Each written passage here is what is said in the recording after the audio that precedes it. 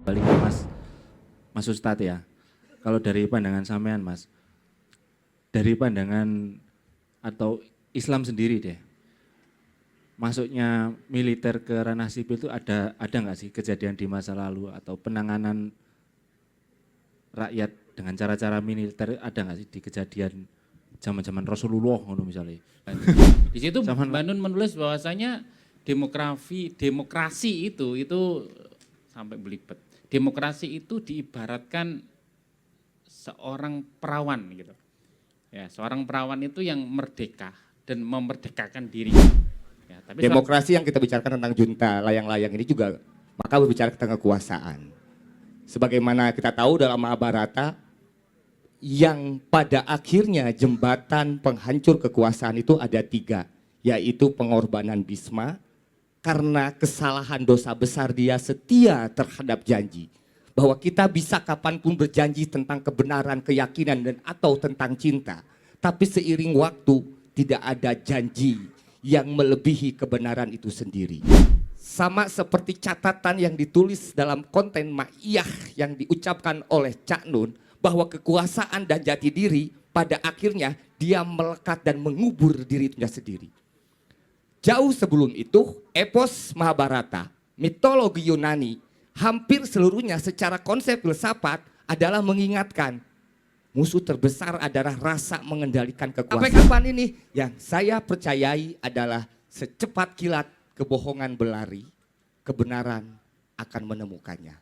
Begitupun dalam junta layang-layang. Entah kita atau siapapun bagian dari junta itu, tapi ketika segala pengkhianatan dan hal-hal yang menciptakan keserakahan dan kesewenang-wenangan itu terus berjalan dan unjuk gigi sejauh apapun itu, maka pada akhirnya kebenaran itu akan menaklukkannya.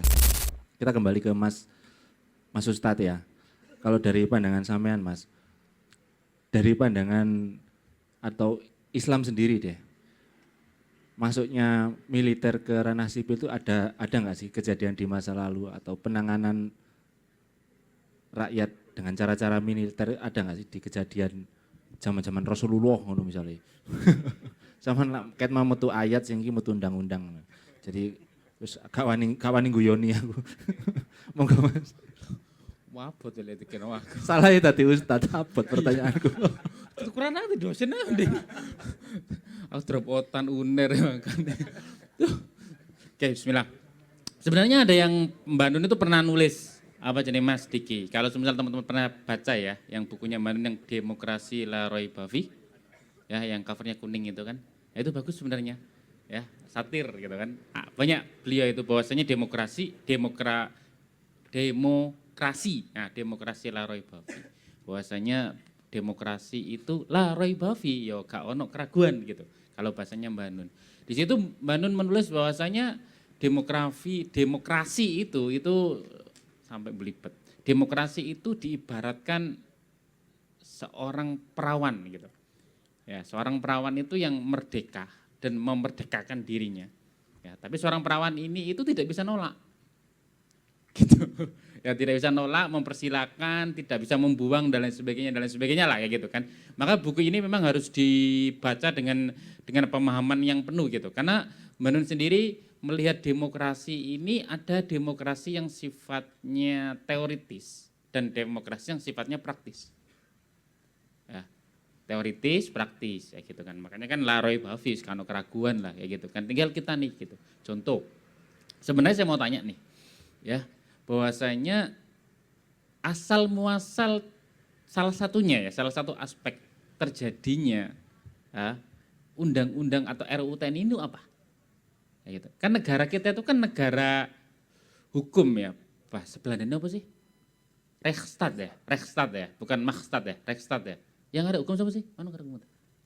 Oh aku, ya saya siji hukum, seiling aku, Rechtsstaat karo Machtstaat, Rechtsstaat ya gitu kan, bahwasanya negara kita negara hukum, berarti apapun harus berdasarkan hukum, pasal 1 ayat 1, itu apa, KUHP, nulum delictum nola poena sine previa lagi poenale, oh iso Mas Diki, Romawi, gak dalil tok, gitu, itu Nah pertanyaannya adalah sebenarnya yang melatar belakangi ini semua itu apa?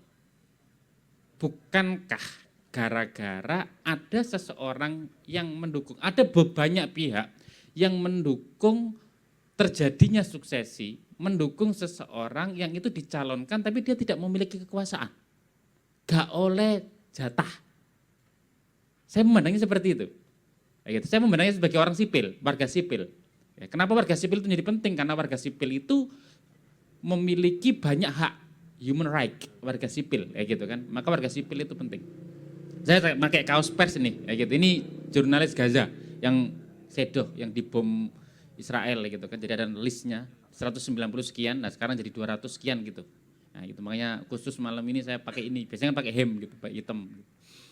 Nah pertanyaannya adalah awal muasal terjadinya pelebaran kekuasaan ini itu karena kenapa? Karena menurut saya pribadi itu ada pihak-pihak yang memang belum mendapatkan kuenya. Ya gitu. Ya. Dari menteri yang waktu itu satu kementerian itu satu menteri ini, saya kira ada berapa coba? Ya kan? Satu kementerian itu satu menteri harusnya ya, sekarang ada berapa? Ya gitu. Dulu saya pernah meneliti skripsi saya itu sebenarnya adalah tentang BNP 2 TKI. Badan Nasional, lali aku. TKI lah gitu kan, terkait masa. Ya TKI, ngirim apa dan lain sebagainya gitu kan. Itu waktu zaman SBY saja banyak nabrak-nabrak. Karena harusnya yang menjadi kepala badan nasional itu bukan dari kalangan politis, tapi dari kalangan profesional. Harusnya. Itu ditabrak IKB. Soalnya kenapa? Kuenya kurang. Nah gitu, saya kira itu sudah parah. Oh ternyata lebih canggih sekarang ya, ada wakil menteri. Wakil menteri saya berapa gitu? 3 itu kan, wakil menteri. Karena kenapa? Karena kuenya padahal caranya efisiensi. Ya kok malah akeh gitu kan. Nah wakil menteri kan bukan hanya sebatas satu orang gitu kan yang dikasih jabatan, enggak. Ya ono ku staf sus ini dan lain sebagainya kan gitu. Ya gitu. Makanya sekarang itu kan ada cita-cita lagi itu kan. Ya, dari buzzer jadi staf sus gitu. Ngono kan ya gitu kan. Jadi kan ada apa ya? Ada itu loh, apa jenjang karir gitu loh. Dari buzzer jadi staf sus. Oke, balik lagi ke terkait masalah ranah kekuasaan. Gitu. Maka dari itu akhirnya melebar lagi. Saya kira itu sudah selesai. Gitu. Saya kira sudah selesai, masalah wakil menteri saya kira sudah selesai, ternyata enggak. Ada yang masih mungkin merasa bahwasanya, loh aku enggak punya kuenya nih ya gitu. Akhirnya jatuhlah sekarang undang-undang atau sekarang jadi undang-undang ya, bukan RUU ya. Jadi undang-undang sudah di start belak. Undang-undang TNI ya gitu. Pertanyaannya adalah kalau sudah demokrasi Laroy Bafi yang harusnya egaliter, yang harusnya apa namanya meritokrasi ya gitu kan, yang harusnya meritokrasi kok apa? Menghargai orang berdasarkan kompetensi. Ah ngono ya. Dosen nih Pak Dewi kan ngonconi arek nang dalan. Meritokrasi itu adalah menghargai orang berdasarkan kompetensi. Ya gitu. Maksudnya zaman buzzer jadi staf sus itu gak oleh ta? Ngono lah ceritanya ya. Ya gitu kadang ya gitu. Akhirnya, kenapa teman-teman? Akhirnya ya, kalau nih saya mikir seperti ini. Kalau 10 tahun lagi Bambang Wetan iki gak mung nek ono di Surabaya. Bahkan sampai nang kecamatan Rungkut ono Bambang Wetan. Chapter Rungkut ngono. Oh, sing rada-rada konek ku apa sing macet iku? Lakar santri ya kan ya. Bambang Wetan chapter Lakar Santri gitu ya. Sedikit mumet mikir Bambang Wetan situ aja mumet gitu. Maksudnya kenapa sih forum-forum mencerdaskan bangsa ini, ya kan? Pengawalan demokrasi, ya saking susahnya kan ya kan. Saking susahnya. Pengawalan demokrasi ini sampai di tahap yang itu level tersempit dari ranah-ranah kerakyatan, ranah-ranah kekuasaan ini itu tercerdaskan melalui forum-forum seperti Bambang Wetan ini. Saya yakin kok output dari pemimpin, outputnya itu pemimpin-pemimpin yang insya Allah amanah. Karena ono sing ngawal. Kamu oke gas saya gitu loh maksudnya. Itu kan gara-gara kenapa? Ya saya langsung karena mau tanyanya adalah terkait masalah ini konsep Islam memandang ini semua seperti apa? Konsep Islam simple kayak gitu kan. Bahwasanya kalau misal teman-teman doa sing teman-teman bacakan setiap hari itu kan ono doa sing kayak gini, Robbana hablana min azwajin terus min azwajina wal dzurriyyatina qurratal ayun waja'alna lil muttaqina imama, kan gitu doa nih. Berarti kan teman-teman doa, ya Allah semoga nanti lahir dari zuriyaku, dari anak keturunanku, waja'alna lil muttaqina imama, pemimpin-pemimpinnya orang yang orang yang bertakwa, orang yang mutakin. Ya, berarti lek saiki pemimpinnya lek koyo ngene berarti salah sopo? Salahnya rata-rata ya awak dhewe ya kena gitu loh maksudnya. Karena ini adalah sebuah konsep hasil dari kita semua nih sebagai masyarakat, sebagai ro'iyah. Ya, kalau bahasanya sebagai rakyat. Ya gitu. Nah, itu adalah pandangan saya. Bahwasanya ya berarti kudune apa? Ya kudune ngajeni luwih segep. Ngono lho. Bambang Wetan ki aja saulan pisan ngono lho. Seminggu ping pindho kek.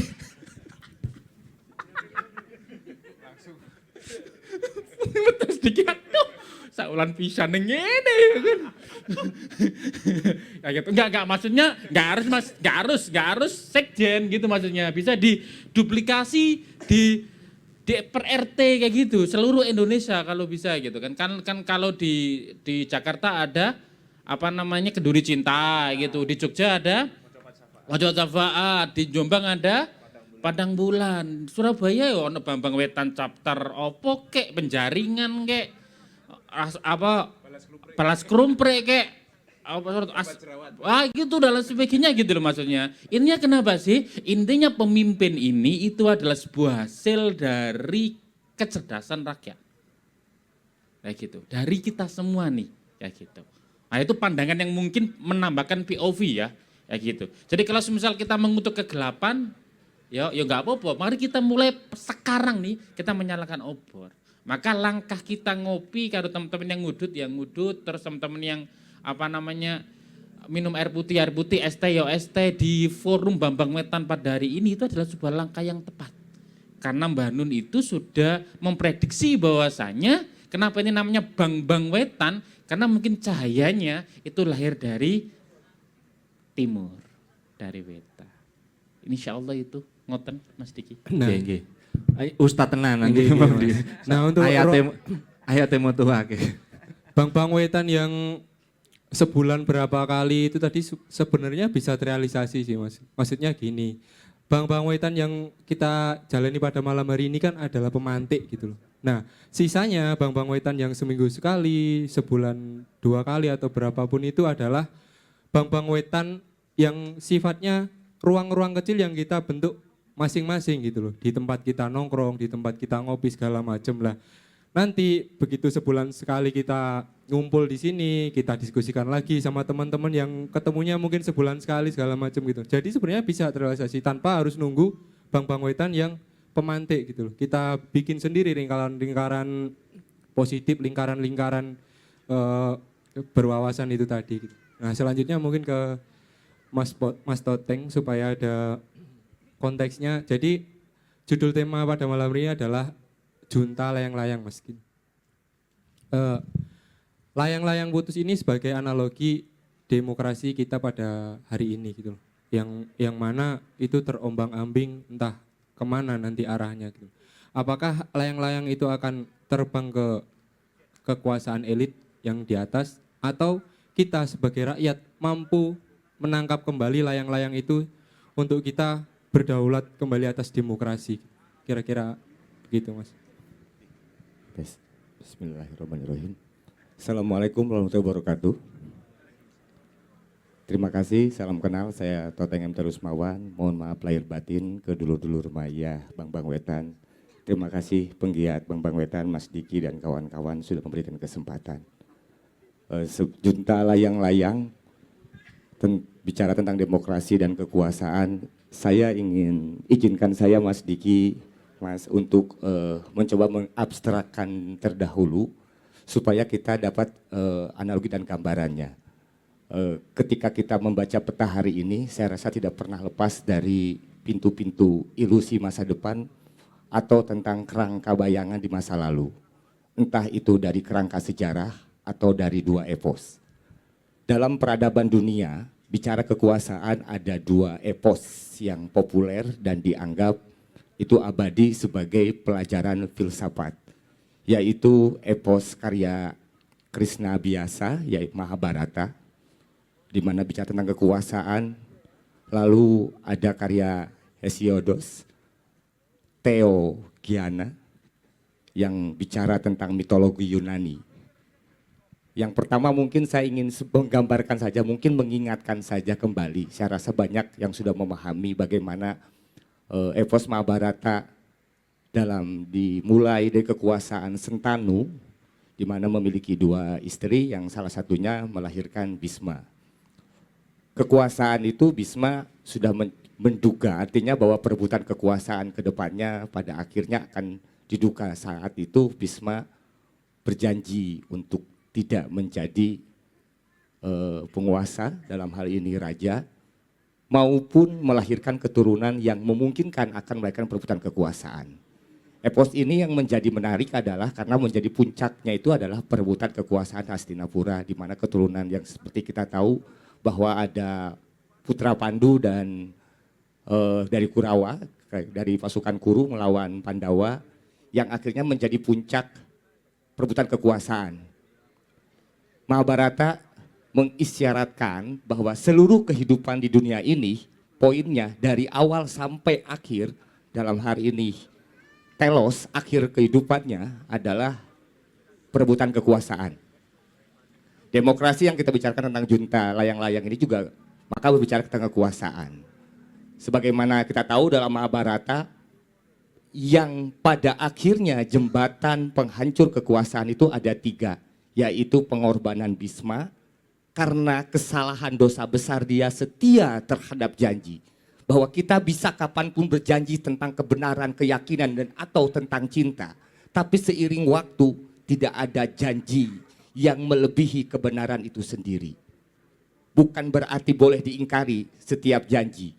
Tetapi Bhisma dalam epos Mahabharata telah mengajarkan bahwa karena janjinya dia setia kepada janji, tapi bukan belajar terus-menerus tentang kebenaran, bukan belajar membaca terus pemetaan tentang kebenaran masa kini, justru janjilah yang membuat kecelakaan. Yang kedua, karena cinta seorang guru Dorna terhadap anaknya, dia merelakan terjadinya perang Mahabharata. Dia sadar Pandawa ada di pihak yang benar, tetapi karena cintanya terhadap anaknya, itu juga akan merusak segala kebenaran.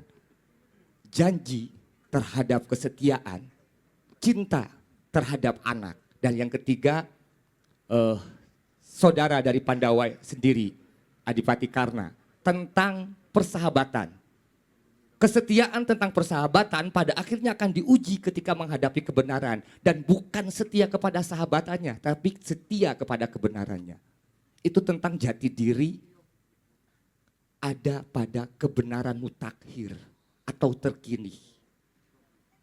Yang kedua, dari epos Yunani atau mitologi, awal dunia di dalam mitologi adalah chaos, kekosongan. Lalu Gaia menjadi, atau bumi, Dewi Bumi menjadi pertama. Dia melahirkan Uranus menjadi penguasa langit yang akhirnya menjadi raja atau suaminya Gaia. Gaia dan Uranus melahirkan para titan, salah satunya Kronos. Uranus terus menerus dengan otoriter, dengan segala kemampuannya dan bahkan segala hasratnya, itu mulai tidak punya keseimbangan di dalam memimpin. Sampai akhirnya ramalan bahwa anaknya yang akan menghancurkan, dia memenjarakan dan bahkan membunuh seluruh anaknya, mensembelih. Sampai akhirnya salah satu titan, Kronos, diselamatkan oleh Gaia, disebutkan menjadi di masa depan yang membunuh, bahkan memotong kemaluan Uranus, Raja Langit dalam mitologi. Kronos pada kekuasaannya sibuk dengan bagaimana mempertahankan kekuasaan dan dia dihantui, kekuasaannya akan lengser oleh anaknya. Rakyat yang jadi istrinya akhirnya dia memakan seluruh anaknya, Kronos. Poseidon, Hera, Hades, anak-anak dari Kronos itu dimakan. Sampai yang terakhir Zeus, ibunya menyembunyikan dan mengganti menjadi batu.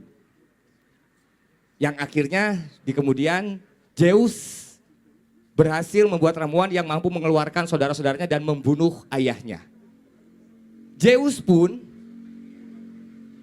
meminta istrinya Metis untuk menjadi air dan meminumnya. Sayangnya saat itu sedang hamil. Yang di kemudian hari memecahkan kepala Zeus dan lahirlah Athena, dewi kebijaksanaan.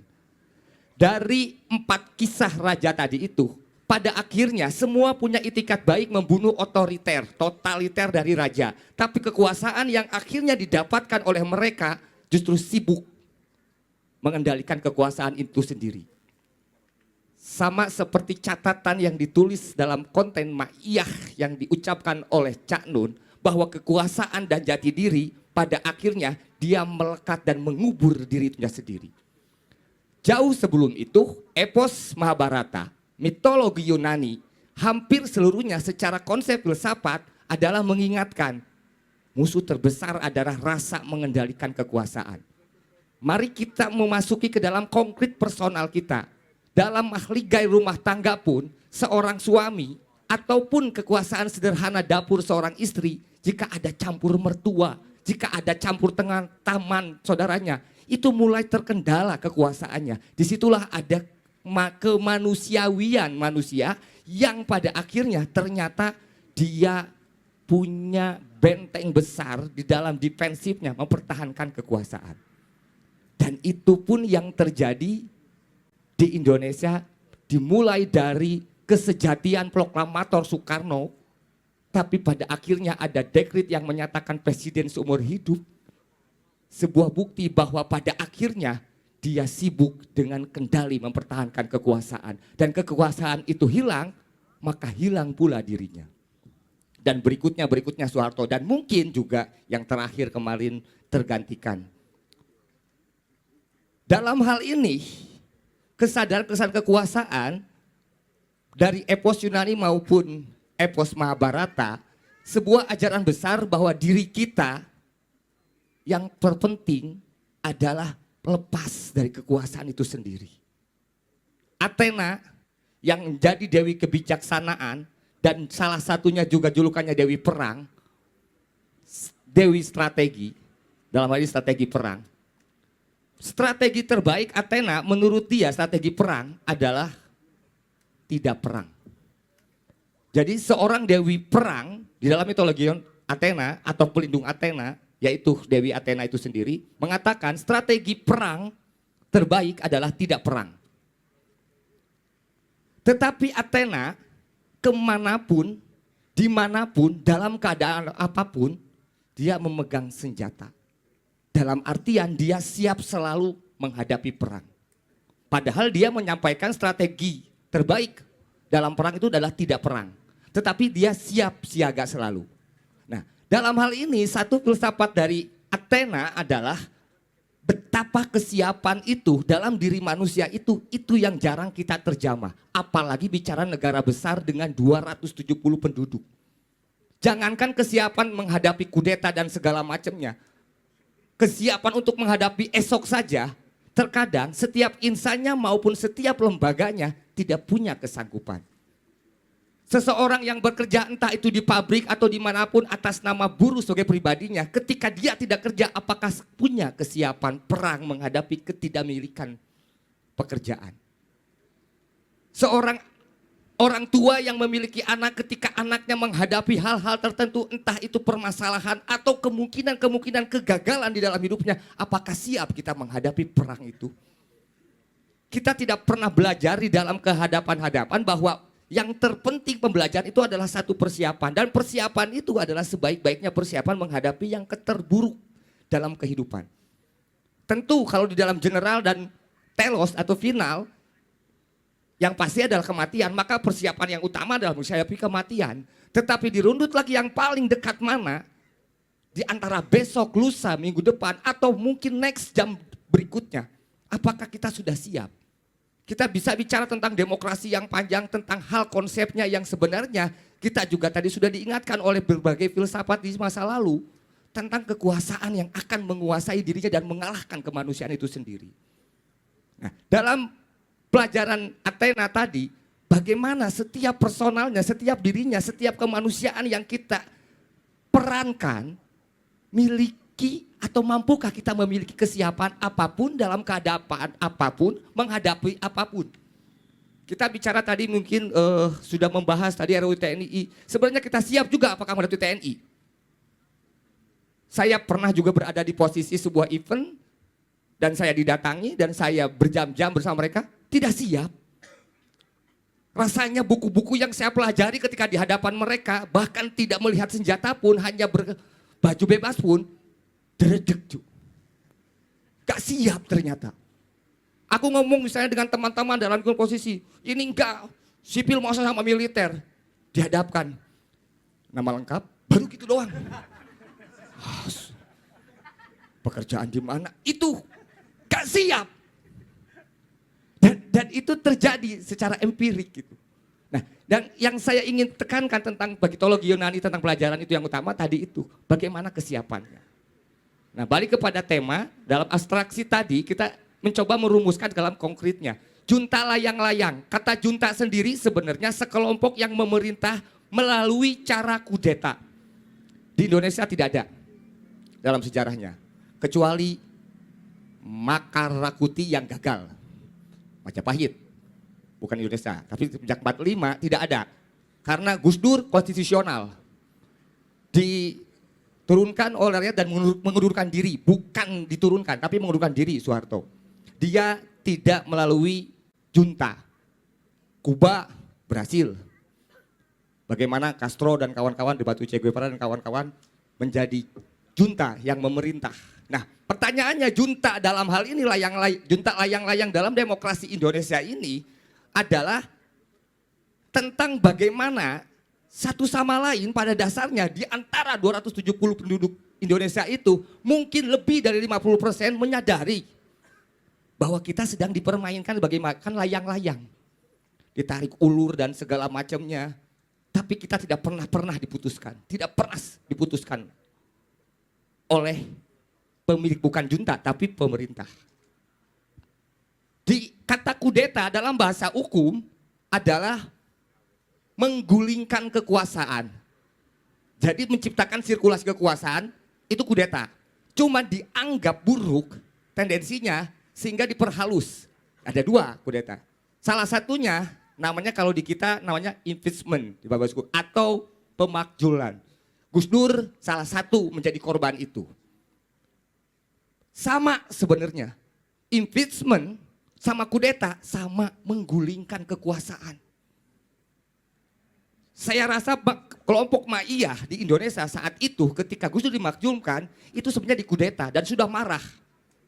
Tapi kerendahan hati Gus Dur lah yang bagaimana mampu meredam emosi dan menciptakan satu, bagi saya, menciptakan satu panorama tentang kesaksian di masa akan datang, termasuk hari ini, bahwa impeachment saat itu adalah tindakan terburuk atau kudeta yang pernah terjadi di Indonesia.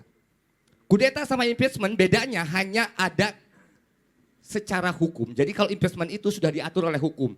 Tata cara menggulingkan kekuasaan itu harus gini dengan MPR 51% sekian itu impeachment. Kalau kudeta sama menggulingkan tetapi tanpa keteraturan hukum. Nah, dalam hal ini junta layang-layang, saya nggak tahu ini Mas Diki dan kawan-kawan apakah ada punya rencana mengkudeta. Karena junta hanya berlaku bagi kelompok yang menguasai dengan cara kudeta. Kudeta ada yang konstitusional. Apa itu? Fasilitas dari kudeta konstitusional adalah pemilu. Pemilu berdasarkan undang-undang adalah kudeta yang dilakukan oleh rakyat. Dengan cara apa? Dengan cara menyadari, contoh misalnya dalam putaran pertama, sebuah incumbent penguasa, entah itu daerah, wali kota, gubernur, bupati, ataupun sampai presiden, rakyat mengkudeta dengan cara konstitusional, yaitu nyoblos dengan tidak memilihnya. Tapi apakah sudah disadari oleh masyarakat Indonesia sebagai gen politik atau sebagai negara berdasarkan hukum itu adalah bagian dari kudeta?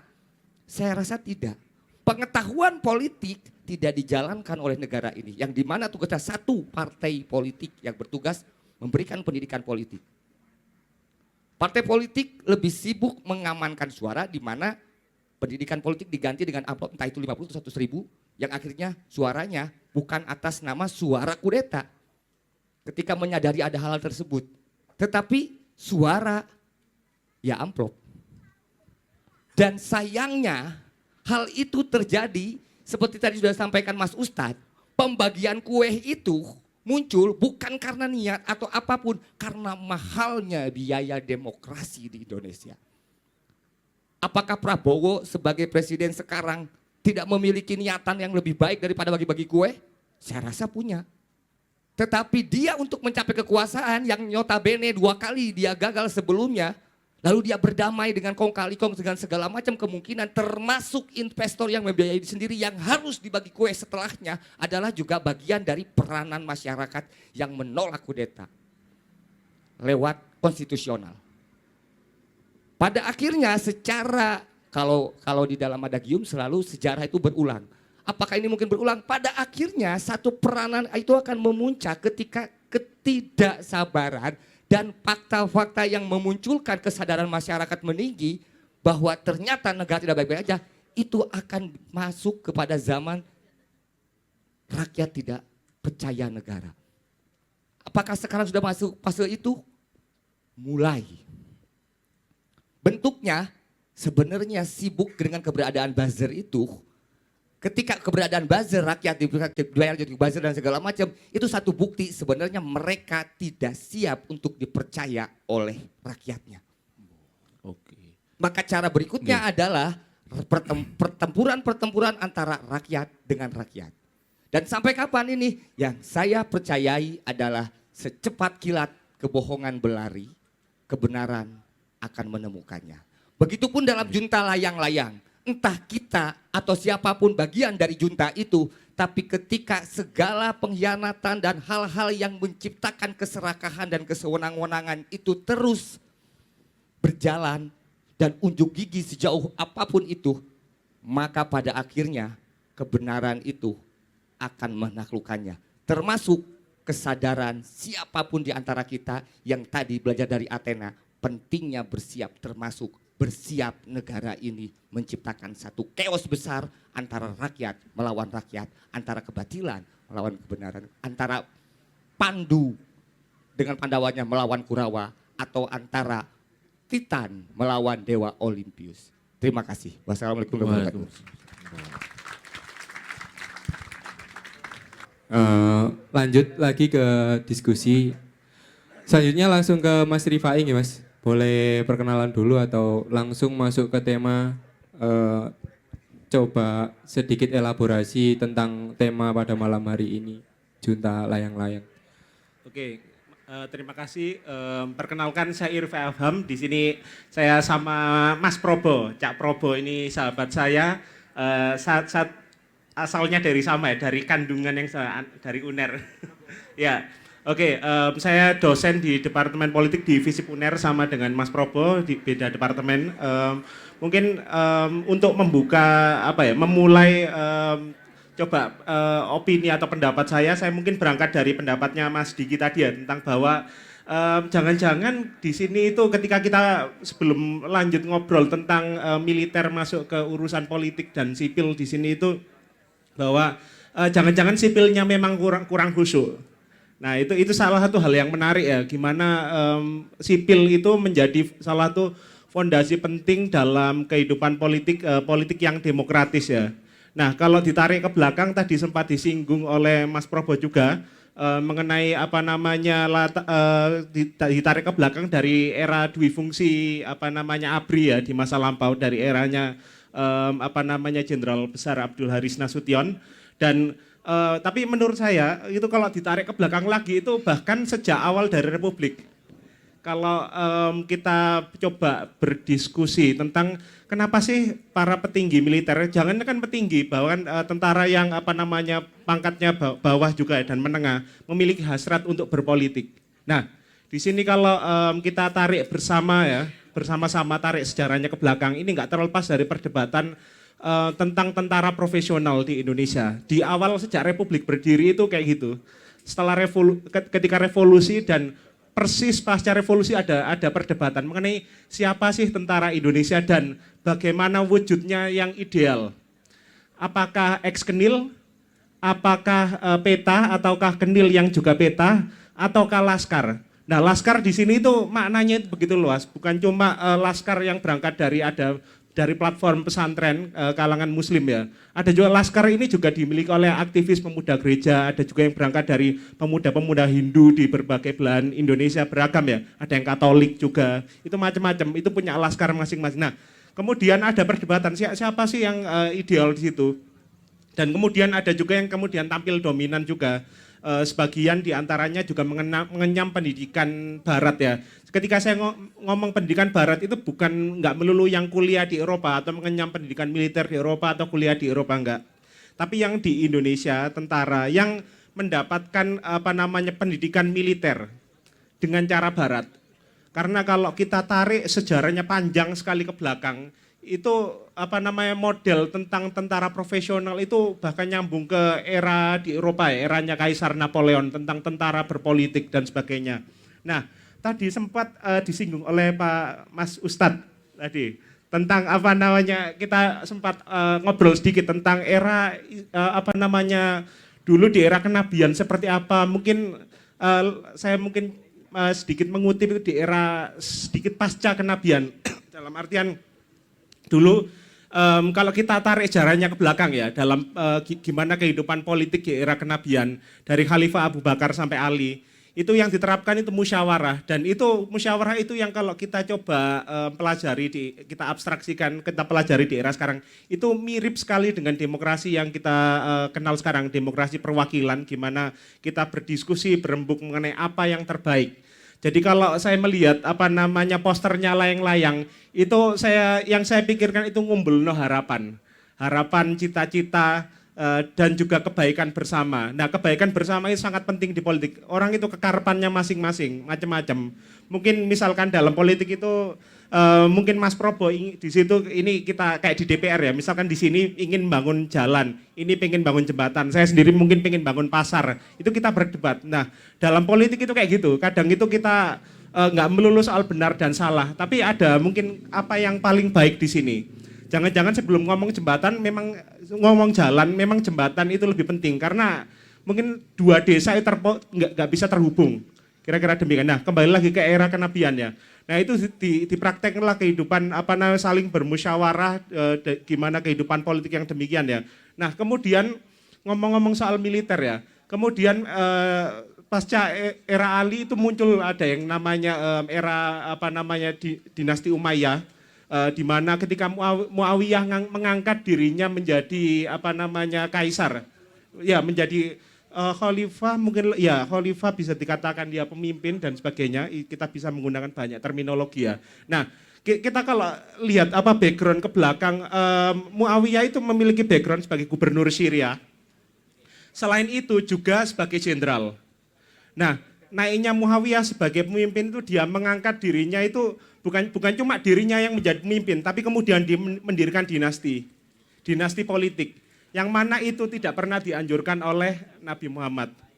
Gimana mendirikan dinasti ya, dinasti kemudian anak-anaknya dan seterusnya, dan menimbulkan berbagai macam kompleksitas politik di Arab sampai berabad-abad kemudian. Itu kalau kita lihat, makanya kalau kita compare ya, kita ngelihat kan ada dinasti-dinasti di Timur Tengah ya.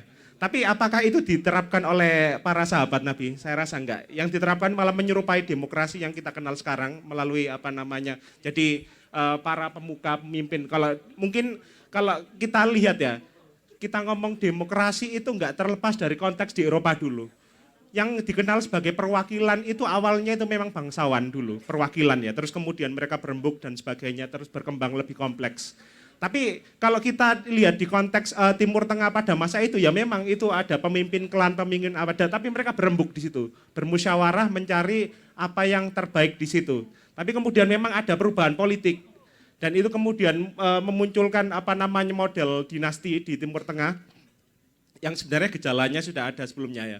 Dan apa namanya kepemimpinan semakin tersentral di dinasti Umayyah dan peran militer semakin dominan di masa itu. Nah, dan pada masa itu setelahnya juga erat kaitannya dengan berbagai macam ekspansi militer kemudian yang dilakukan oleh dinasti Umayyah. Yang kembali lagi, saya rasa itu tidak pernah dicontohkan oleh Nabi Muhammad dalam artian kalau kita ngomong soal ekspansi militer ya. Makanya kalau kita ngomong militer itu sangat kompleks. Nah, itu pelajaran mungkin yang bisa kita ambil dari Timur Tengah. Nah, mungkin kita bisa ngambil juga pelajaran yang pernah dialami oleh Republik Roma di masa lampau. Di era Kaisar Augustus, eranya Cicero tahun 43 sebelum Masehi, saya ingat saya. Cicero itu seorang anggota Senat. Senat itu kayak anggota DPD lah. Tapi DPD itu memiliki kekuatan politik yang besar ya di Roma ya. Republik Roma. Nah, Cicero itu seorang bisa dikatakan pujangga, bisa dikatakan pemikir, orator, politisi juga di Senat Roma. Waktu itu dia hidup itu di era Republik Roma itu tengah di ujung tanduk. Di ujung tanduk itu ketika para jenderal di situ ya. Kalau kita lihat konteks sejarah di masa itu ada Agustus. Agustus yang ingin bersama 3 serangkainya itu ingin mengambil alih kekuasaan. Dan itu benar-benar di ujung tanduk, orang-orang di Senat pun saling jegal, saling bunuh dan lain. Ya, kelician itu memang ada di Senat, tapi yang dikhawatirkan adalah ketika Senatnya benar-benar dibubarkan. Itu muncul kekhawatiran Cicero itu bukan kebusukan politiknya ada di Senat, tapi seluruh Senatnya juga wadah untuk diskusi bermusyawarah itu ditumbangkan, digantikan oleh kepemimpinan monarki absolut, kerajaan yang absolut. Nah, pada akhirnya apa yang dikhawatirkan Cicero pun terjadi setelah itu ya. Ketika Kaisar Agustus mengangkat dirinya menjadi kaisar, menjadi seorang monarki ya, emperor, kaisar yang berkuasa secara absolut, menggunakan kekuatan militernya, termasuk membunuh Cicero pada akhirnya. Nah, itu pelajaran-pelajaran kita ambil. Nah, sebenarnya posisi kalau kita pelajari di situ itu apa sih yang bisa kita maknai di situ ya. Nah, yang coba diajarkan oleh Cicero adalah tentang marwah dari republik. Bahwa republik itu berkaitan dengan suatu kepemimpinan yang bertanggung jawab kepada rakyat, kepada sipil. Itu ya. Jadi kita bedakan mana demokrasi, mana republik. Dua-duanya itu kalau kita ngomong soal Indonesia yang republik yang demokratis. Nah, ini ada republik yang demokratis. Tapi karena republik gak semuanya demokratis. Tapi kita ngomong soal tanggung jawab ke sipil di situ. Oke, nah di situ ya. Nah, kemudian kita banyak kasus kemudian terjadi juga. Nah, kemudian tadi sempat disinggung juga tentang junta juga ya. Junta itu kata junta kalau orang yang terutama yang bisa bahasa Spanyol itu dengar kata junta itu langsung kayak merinding gitu. Merinding karena kata junta kalau orang Spanyol bacanya itu junta itu erat sama yang namanya kepemimpinan militer juga. Itu memiliki terkaitan erat. Ketika militer kemudian mengambil alih kekuasaan, mengkudeta dan sebagainya, kemudian mengangkat diri kelompoknya menjadi sebagai pemimpin. Dan problem yang ada adalah bahwa gimana kemudian kepemimpinan itu bisa saling memeriksa, saling mengkritik juga ya soal dalam kepemimpinan ya. Gimana ada wakil, bukan cuma wakil ya, ada kalanya memang rakyat juga perlu bersuara sendiri, nggak selalu melulu wakil. Kalau wakilnya korup berarti rakyatnya dibungkam. Nah, itu jadi problem juga. Sama kayak pemilu, ketika ya pemilu yang ideal, saya ngomong yang ideal ya. Sebenarnya itu saluran untuk demokrasi aktif dari rakyat langsung memilih. Tapi kalau kita ngomong perwakilan ya ada wakil rakyat. Nah, kembali lagi soal problem dari kekhawatiran di sini ya. Oke. Di situ kemudian adalah yang jadi kekhawatiran adalah gimana merawat atau menjaga marwah dari republik tentang gimana kehidupan politik itu yang sehat, yang memiliki tanggung jawab kepada sipil dan bisa terjadi ada dinamika saling mengkritisi dan untuk fokus pada kebaikan bersama. Ya, terima kasih.